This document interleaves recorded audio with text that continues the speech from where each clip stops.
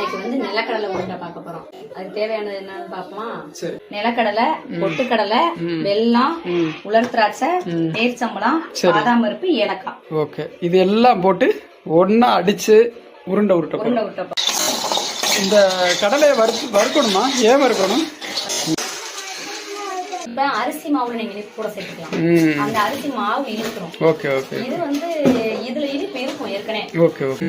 அது உரல்ல இடிக்கிறோம்ல. ரெண்டுக்கு என்ன வித்தியாசம் இருக்கு? இப்ப இது வந்து நைஸா அடிச்சிரும். போட்ட சோறுலயே திரும்பமே நைஸா அடிச்சிரும். மிக்ஸில எல்லாத்தையும் போட்டு ஒண்ணா அரைச்சாச்சு.